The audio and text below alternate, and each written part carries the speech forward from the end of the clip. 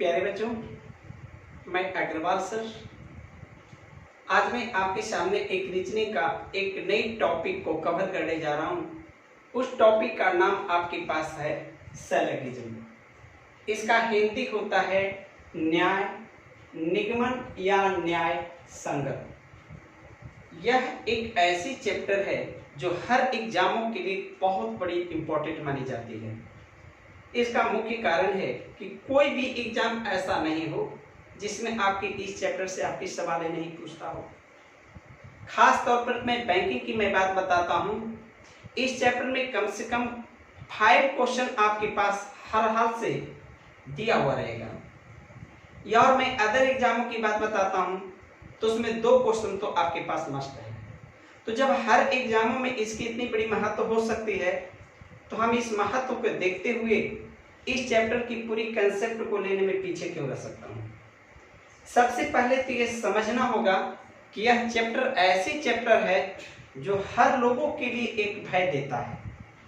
हर लोगों के पास यह चैप्टर आपके पास बहुत हार्ड बुझाता है, लेकिन मैं कहता हूँ आज मैं आपके पास एक ऐसी कंसेप्ट देने जा रहा हूँ जो सिर्फ एक बार देखने की जरूरत है और कभी भी इसे बार बार देखने की जरूरत नहीं होगी।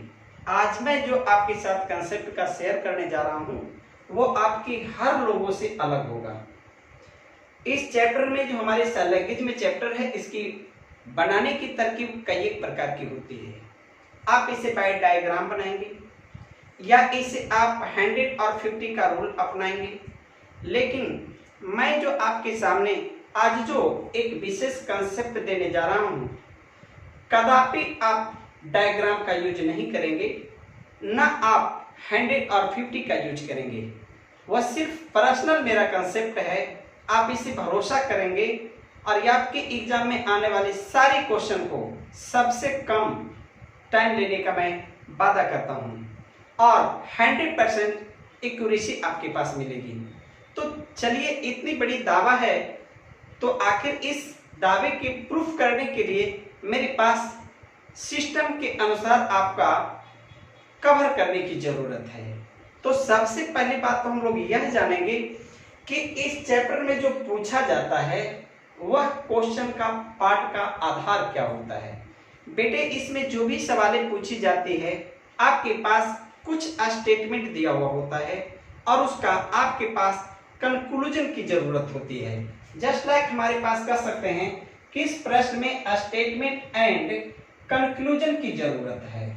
हर हाल से आपके पास कुछ स्टेटमेंट रहेंगे, उसी के जस्ट पीछे आपकी कंक्लूजन रहेंगे। जस्ट लाइक हम एक एग्जांपल आपके पास देता हूं। मान लो कि मेरे पास एक स्टेटमेंट दिया हुआ है, ऐसे इस प्रकार के रहेंगे, सभी कलमें दबाते हैं। यहां जो हमने आपके पास एक स्टेटमेंट दिया है, बहुत सारे बच्चों को ऐसा लग सकता है कि सर आपने जो स्टेटमेंट दिया है उसमें आपने लिखा है सभी कलमें दबाते हैं। मैंने सारी की सारी कलम को दबाते माने हैं, तो यहाँ यही एक सवाल उत्पन्न होती है कि सर कलम कभी दबात हो ही नहीं सकता। तो इसी बातों को मैं आपको जानकारी देना चाहता हूँ कि यह सैलगिज्म चैप्टर में पूरी की पूरी स्टेटमेंट जो होती है काल्पनिक होती है। हम किसी भी वस्तु को कोई भी नाम दे सकते हैं। इसमें हमारे पास ज्यादा पर तर्क लगाने की जरूरत नहीं है। इस सैलगिज्म की चैप्टर में हर स्टेटमेंट को अपने स्तर से आपको सत्य मानना है और जो दिया हुआ उसी के आधार पर आपके पास कंक्लूजन निकालना है। इस पर ज्यादा मंथन करने की जरूरत नहीं है। तो चलिए, हम लोग यहाँ पर देख रहे हैं आपका दिया हुआ है सभी कलमें दबाते हैं, फिर आपके पास है सभी दबाते पेंसिलें हैं। यह मेरी स्टेटमेंट है। जस्ट आपके पास पीछे से कंक्लूजन रहेंगे, लिखा हुआ रहेगा सभी कलमें पेंसिलें हैं, कुछ पेंसिलें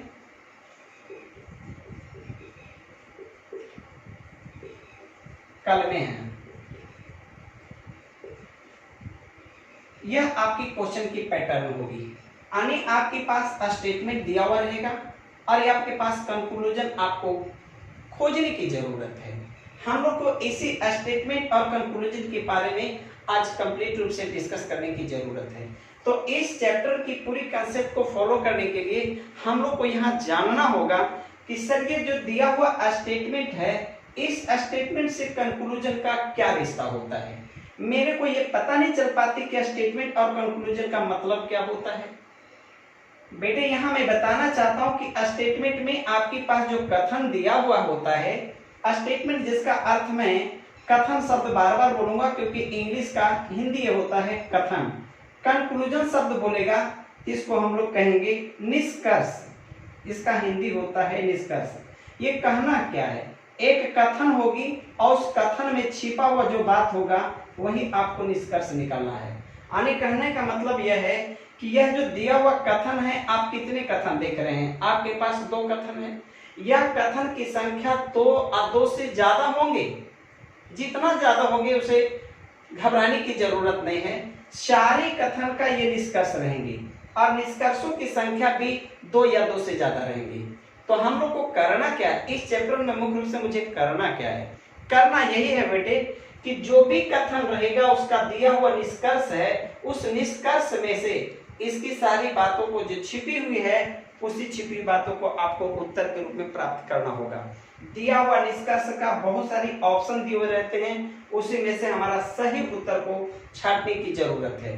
शायद जो मैं बोल रहा हूं आप इस बात को अपने दिल दिमाग में ले रहे हैं या नहीं।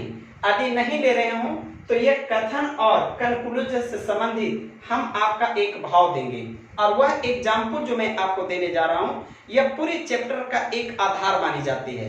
आप मेरी एग्जाम्पल को पूरी तरह से समझेंगे और पूरी इस चैप्टर की पूरी स्टेटमेंट और कंक्लूजन की बातों को आप उसी भाव से लेंगे, आपको बहुत इंटरेस्ट लगेगी, बहुत मजा लगेंगे। जैसे चलो अभी मैंने स्टेटमेंट और निष्कर्ष इस प्रकार के दिया है। अब हम बताते हैं यदि कोई विद्यार्थी कोई एग्जामिनेशन देता हो, जैसे मान ले कि हमारे पास एक विद्यार्थी यूडीसी का एग्जाम में अपियर हुआ।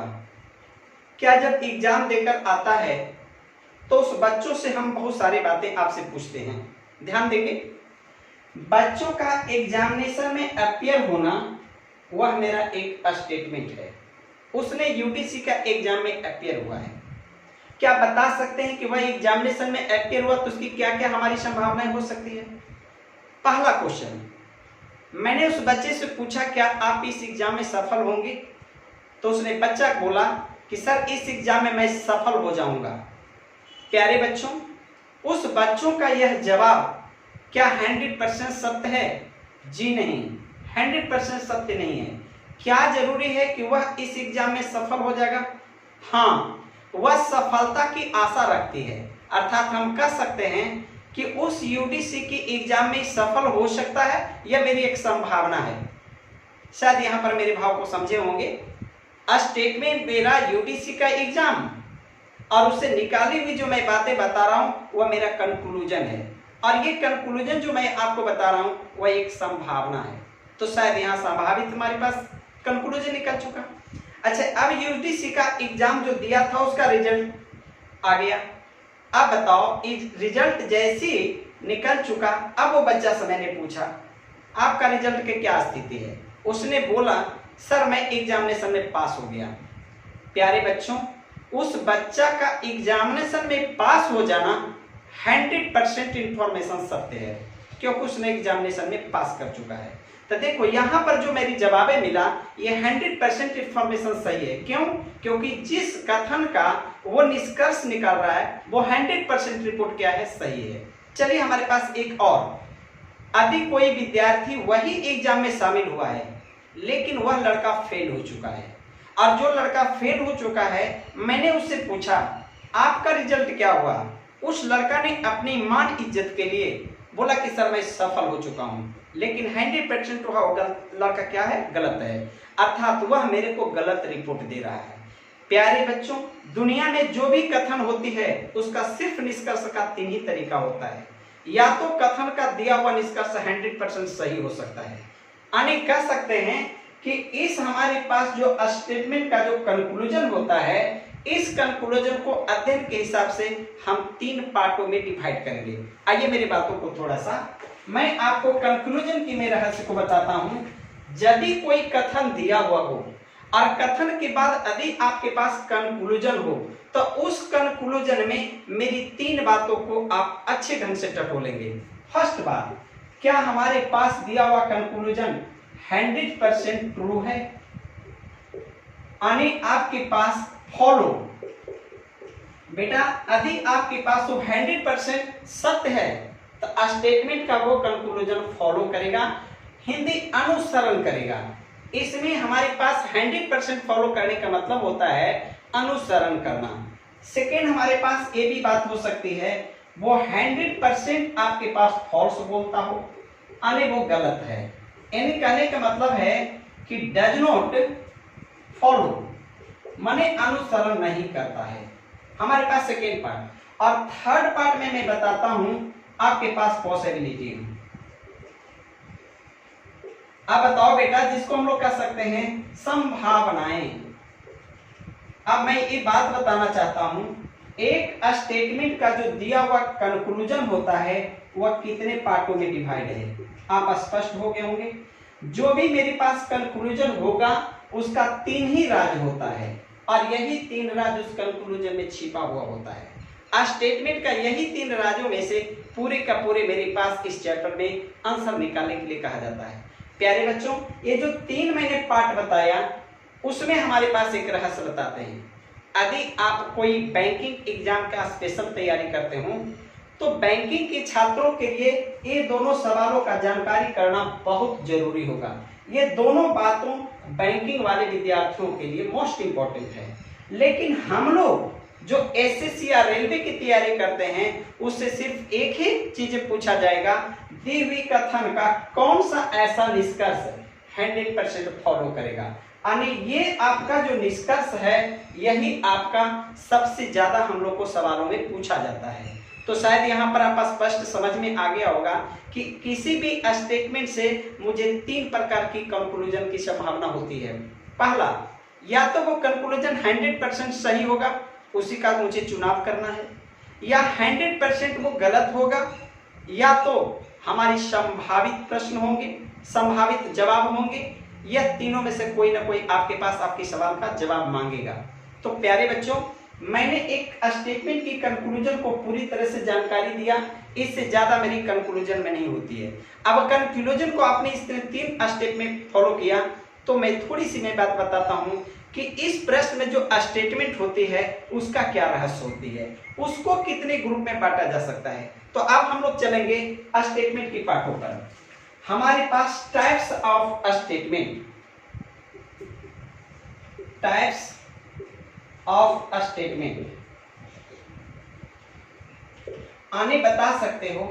स्टेटमेंट जो हमारे पास पूछी जाती है वो कितने प्रकार के होते हैं। प्यारे बच्चे, वो स्टेटमेंट आपके पास 2 प्रकार का होता है, एक यूनिवर्सल होता है और एक पार्टिकुलर होता है।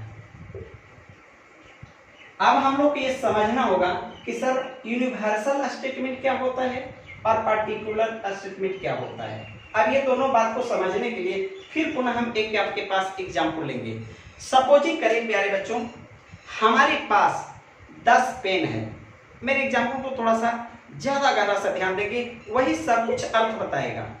मेरे पास टोटल 10 पेन है, 10 कलम है और मैंने बोला सभी कलमें काले हैं। मेरे रिपोर्ट को ध्यान देंगे, सभी कलमें काले हैं। प्यारे बच्चों, मेरे पास जितने भी कलम है सभी का सभी मेरे पास काले हैं। तो बताओ मेरा इंफॉर्मेशन ये 100% सही है या गलत है। मैंने पूरी की पूरी कलम को काले मान दिए हैं, इसका मतलब कि मेरा इंफॉर्मेशन 100% क्या है, सही है। आने वैसे कथन जिसका इंफॉर्मेशन 100% सत्य हो, अर्थात उसमें कोई कमी नहीं हो, तो हम वैसे स्टेटमेंट को यूनिवर्सल स्टेटमेंट के नाम से जानते हैं। तो दुनिया की कोई भी स्टेटमेंट हो यदि उसका शुरुआत सभी शब्द से होता हो, यानी उसका शुरुआत सभी शब्द से होता हो जिसका अंग्रेजी ऑल होता है, यदि कथन मेरा सभी से शुरू होता हो तो वो यूनिवर्सल स्टेटमेंट के नाम से जाना जाता है। लेकिन जस्ट इसका अदर पार्ट, यदि मैं ऐसे कह दूं 10 पेनों में से मैं ऐसे बता दूं कुछ पेन काले हैं। प्यारे बच्चों, जब मैंने कुछ पेन काले कह दिया तो मैंने सारी पेन का रिपोर्ट नहीं दिया, बहुत कम पेनों का रिपोर्ट दिया। तो क्या यहाँ मेरा जो रिपोर्ट दिया जा रहा है वो 100% नहीं है, बल्कि 100% से लो है। यानी पार्टिकुलर हिस्सा में हम चले गए। तो वैसे कथन जिसका इंफॉर्मेशन कुछ शब्द से होता हो, यानी जिसका इंफॉर्मेशन कुछ शब्द से होता है, जिसकी अंग्रेजी क्या है, सम, वैसे स्टेटमेंट आपके पास पार्टिकुलर स्टेटमेंट के नाम से जाना जाता है। तो मुझे विश्वास है कोई भी स्टेटमेंट आपका 2 शब्द से मैं अब शुरू करूंगा। यदि सभी से शुरू करेंगे तो मेरा आपके पास जो स्टेटमेंट होगा वो यूनिवर्सल होगा, और यदि मैं कुछ से शुरू कर दूं तो वो पार्टिकुलर होगा। तो बता सकते हैं कि टाइप्स ऑफ स्टेटमेंट में मुख्य रूप से 2 पार्ट हमारे पास हो गया। अच्छा, अब बताओ, जितने भी ये रिपोर्ट हैं, जितने भी हमारी कंक्लूजन का पार्ट है, ये सारे के सारे पॉजिटिव हैं। अच्छा, आप इतना जानते हैं कि जब यूनिवर्सल पॉजिटिव हो सकता है तो क्या यूनिवर्सल नेगेटिव नहीं हो सकता है? जिस चीज को आप बोले सभी कलम काले हैं, बेटा इसका नेगेटिव भी बोला जा सकता है, कोई भी कलम काले नहीं है, जस्ट उसका अपोजिट है। तो हम ऐसा लिख सकते हैं, कोई नहीं। आप स्टेटमेंट में कोई नहीं लगा देंगे, वह आपका नेगेटिव होगा। अर्थात जब कोई नहीं हो तो उसका अंग्रेजी नो से शुरू होता हो, तो क्या ये नेगेटिव हो गया? जस्ट लाइक किसी के पास जब सम हो तो हम यहाँ पर लगाएंगे कुछ नहीं, कुछ नहीं, यह आपके पास नेगेटिव हो गया, जिसका अंग्रेजी आपके पास होगा सम नोट। अब आप बताओ, मेरी जितने भी स्टेटमेंट सवाल में रहेंगे, बल्कि वो स्टेटमेंट 2 का हो, 3 का हो, 4 का हो, सारा का सारा स्टेटमेंट यही पार्टों से मेरे पास रहेंगे। अब हम लोग कह सकते हैं इस सारी स्टेटमेंट को यदि मैं एकत्रित एक जगह अलग ढंग से लिख दूं तो मुझे लगेगा कि हाँ, वाकई हमारे पास इस स्टेटमेंट की जरूरत है। प्यारे बच्चों, यूनिवर्सल में 2 स्टेटमेंट, सबसे पहला स्टेटमेंट ऑल, जिसका हिंदी मैंने लिखा है सभी, यानी वैसी स्टेटमेंट जो सभी से शुरू होता हो उसको हम ऑल कहते हैं। सेकंड में आपके पास नो है। नो का मतलब है, इसको मैंने कोई नहीं के शब्द से यूज किया है, अर्थात यह मेरा यूनिवर्सल है लेकिन नेगेटिव है। जस्ट लाइक आपके पास सम की बात आती है, सम, इसको हम लोग कुछ लिखते हैं, कुछ। अब बताओ, वैसे स्टेटमेंट जो कुछ से प्रारंभ होता हो आपके पास पार्टिकुलर पॉजिटिव होता है। लेकिन अभी इसी में मैं सम नोट लगा दें तो इसको बोलेंगे कुछ नहीं। अब बताओ, हमारे पास पूरी स्टेटमेंट कितने प्रकार के? 4 प्रकार के। तो देखेंगे ये 4 प्रकार की जो स्टेटमेंट होता है उसको हम लोग बारी बारी से कैसे फॉलो करेंगे।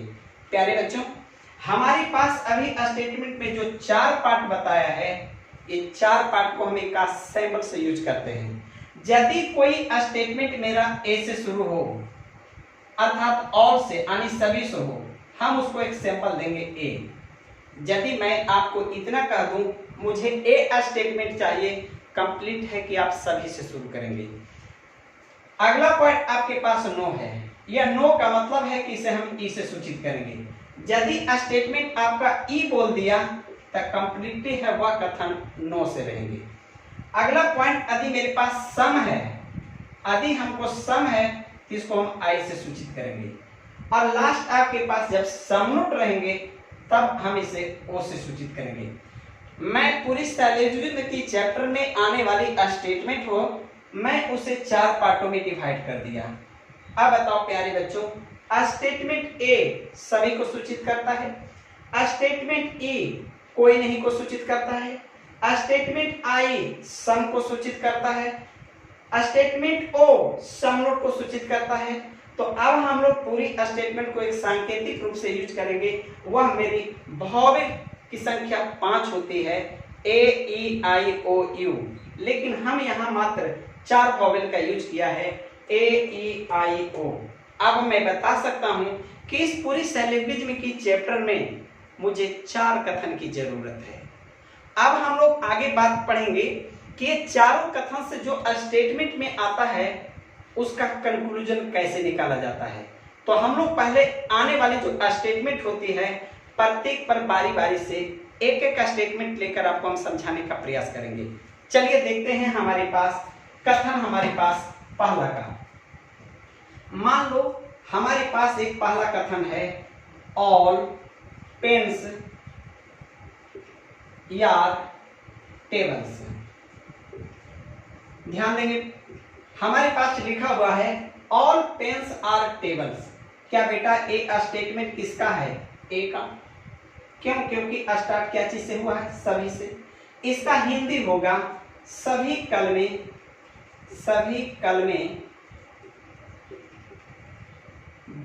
टेबल हैं, टेबल हैं। अब यह बताओ मेरी एक कथन यूनिवर्सल है या पर्टिकुलर है? तो हम कह सकते हैं कि सर ये स्टेटमेंट आपका यूनिवर्सल है। क्यों? क्योंकि इसने सभी से प्रारंभ हुआ है।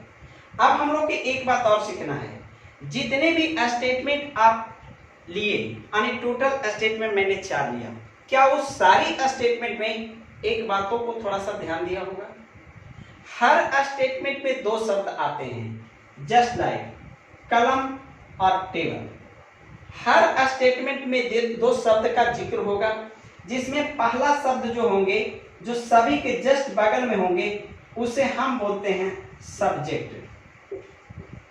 ध्यान देंगे यदि हमारी कोई कथन में सबसे पहला शब्द होगा उसे हम बोलेंगे सब्जेक्ट, और जो लास्ट में आएंगे उसको हम बोलेंगे प्रेडिकेट। मेरी पूरी का पूरी जितने भी हम लोग हैं पूरी स्टेटमेंट को यही 2 पार्ट में डिवाइड करेंगे, एक सब्जेक्ट और दूसरा क्या है? प्रेडिकेट। अब बताओ प्यारे बच्चों, प्रेडिकेट वही हो सकता है जो स्टेटमेंट का लास्ट में होगा, सब्जेक्ट वही हो सकता है कि जो मेरा प्रारंभ में होगी। अब यहाँ हम लोग को ध्यान देना है, हमारे पास जितने भी प्रश्न पूछी जाती है उसमें स्टेटमेंट के आधार पर यदि मैं क्वेश्चन को डिवाइड करूं तो हम कह सकते हैं वैसे प्रश्न जिसमें सिंगल स्टेटमेंट हो।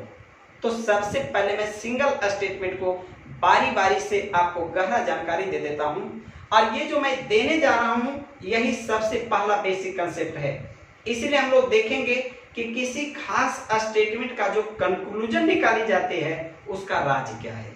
तो चलिए हम लोग इस राज पर चलते हैं। सबसे पहले प्यारे बच्चों आप बताएंगे, हम ये जो स्टेटमेंट लिखा है इस स्टेटमेंट के आधार पर जो आपने स्टेटमेंट क्या बोला ए, अब हम चाहेंगे कंक्लूजन निकालने के लिए किसी एक खास स्टेटमेंट का कंक्लूजन क्या हो सकता है। तो हम बताएंगे किसी भी स्टेटमेंट की कंक्लूजन 2 प्रकार से निकाली जाती है। ये मेरी बेसिक कंसेप्ट है, यहां से फॉलो करेंगे। कोई भी स्टेटमेंट हो बेटे उसमें 2 शब्द आपके पास रहेंगे, एक सब्जेक्ट रहेंगे दूसरा प्रेडिकेट। इसको एस कर दो और इसका पी कर दो। माने आने ये आपके पास एस हो गया और ये आपके पास क्या हो गया? पी हो गया। पहला सब्जेक्ट दूसरा प्रेडिकेट।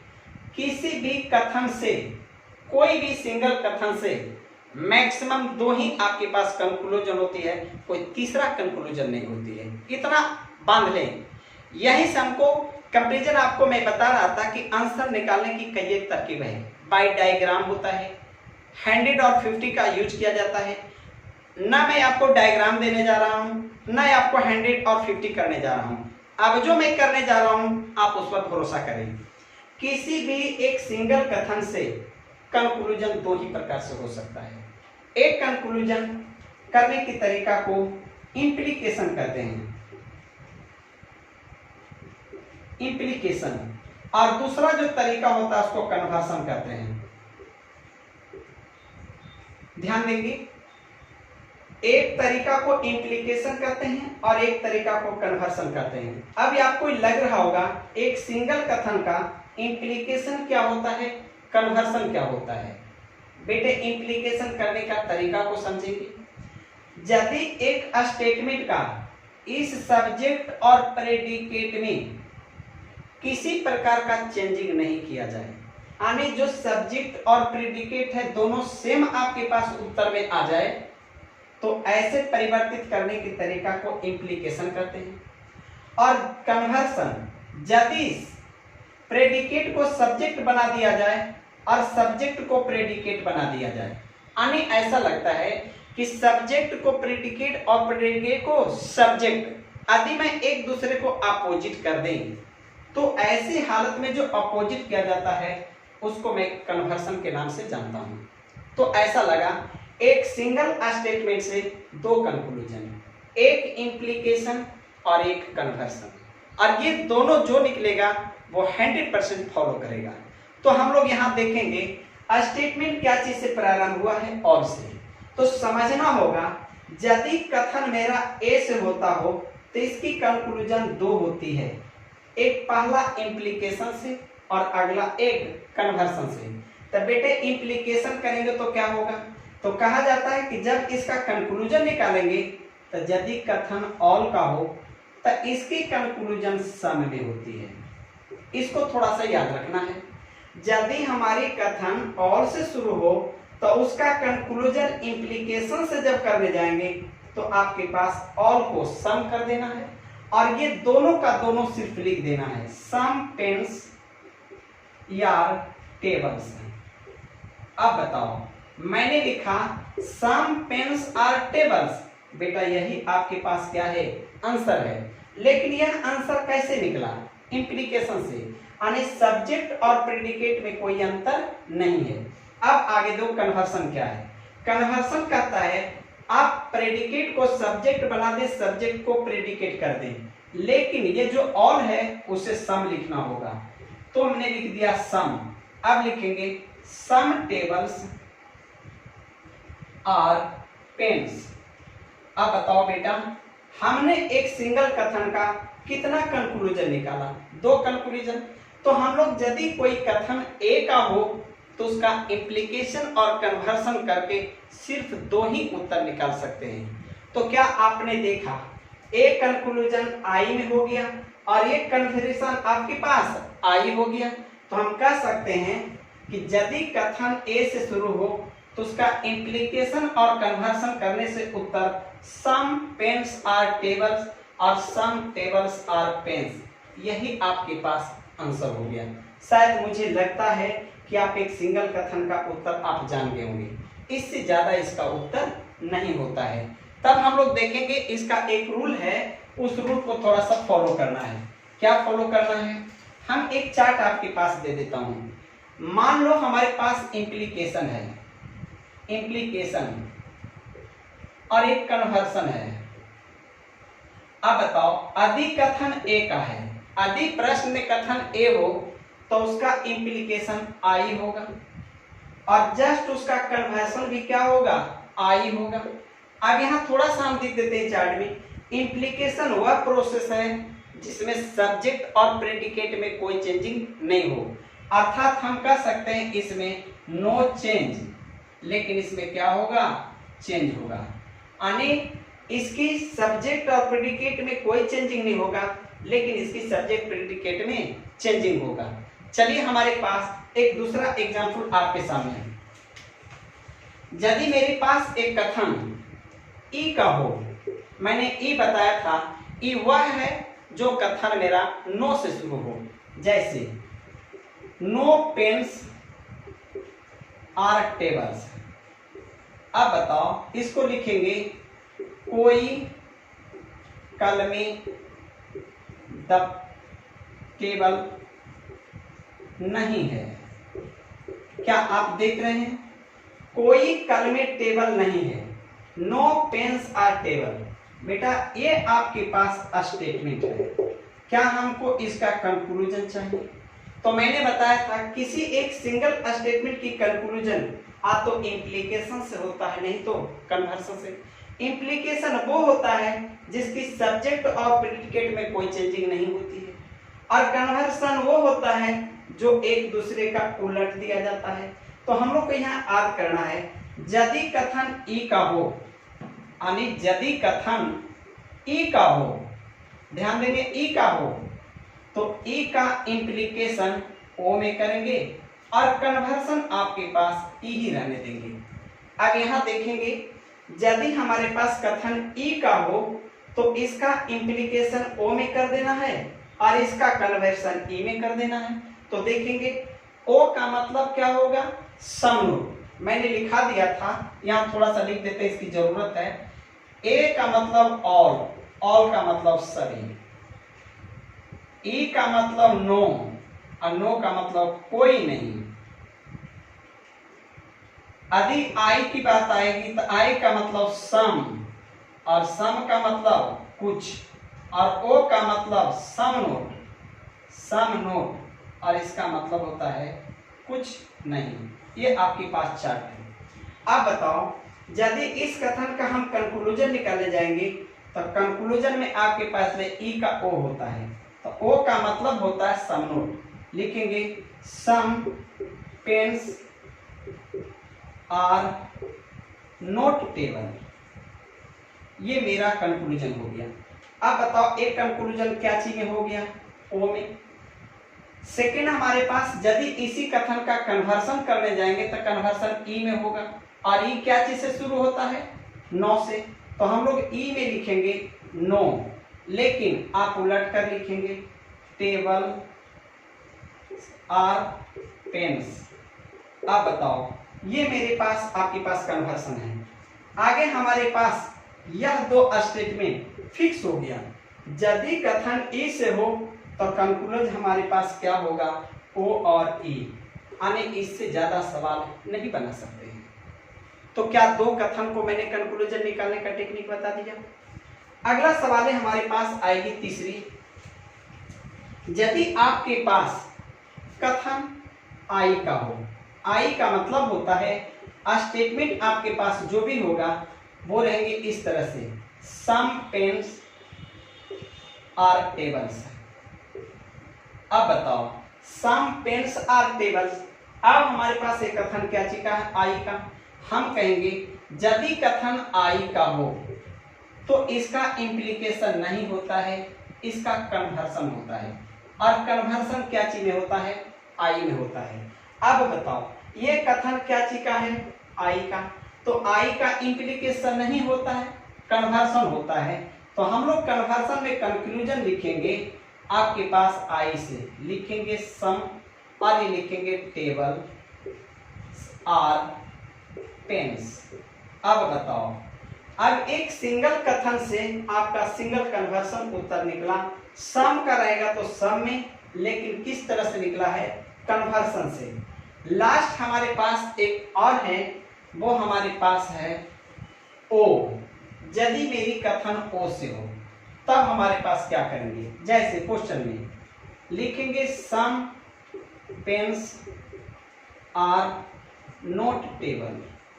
अब बताओ मेरी कथन क्या चीज का है, ओ का। प्यारे बच्चों यदि मेरी कथन ओ का रहेगा तो इसका इंप्लीकेशन और कन्वर्सन करेंगे तो इसका ना इंप्लीकेशन होता है ना कन्वर्सन होता है। आपका ना इंप्लीकेशन होता है ना कन्वर्सन होता है, तो इसका उत्तर हमको किसी कीमत पर नहीं दे सकते हैं। तो हम अभी आपके पास एक चीज बताया, क्या बताया, थोड़ा सा ध्यान देंगे। यदि मेरी कथन सिंगल हो, यदि मेरी कथन सिंगल हो तो चार ही आ सकते हैं स्टेटमेंट।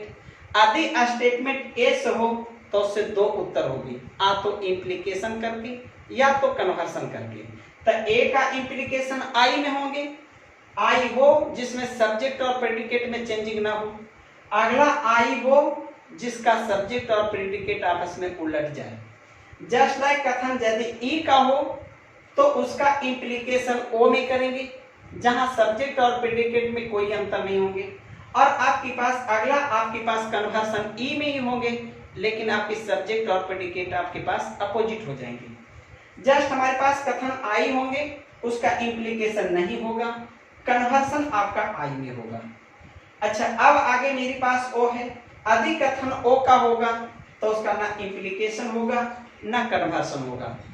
प्यारे बच्चों मेरी एक स्टेटमेंट सिंगल कथन का होगा तो आपके पास मैंने जो रूल बताया यही रूल मेरे पास है और यही रूल से सारी क्वेश्चन का डीलिंग होगा, या तो वो सिंगल का हो या डबल का हो या ट्रिपल का हो, किसी भी प्रकार की स्टेटमेंट है 100% कंक्लूजन निकालने के लिए कभी डरने की जरूरत नहीं है।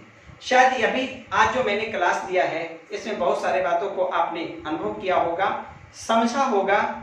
समझने की प्रयास यदि अच्छे से करेंगे तो आपको ओवर कॉन्फिडेंस से विश्वास हो जाएगी। और मैं इसकी आगे के जो वीडियो में हम आपके पास एक्सप्लेनेशन करेंगे, इसी से स्तर बहुत सारे क्वेश्चन देंगे, जो सवाल जिस तरह से एग्जाम में पूछी जाती है हम उसके पास आपका शेयर करेंगे। शायद इसकी अगली वीडियो में जो भी हम आपके पास मैटर देंगे उसमें इसका बहुत बड़ी सहयोग होगी, और इसके सहयोग से जो मैं अगली टॉपिक दूंगा, इसी का अगली पार्ट दूंगा, उसको देखने के बाद अथाह आप में परिवर्तन होगी। तो चलिए हम अगली वीडियो में फिर पुनः इसका शेयर करेंगे। बाय।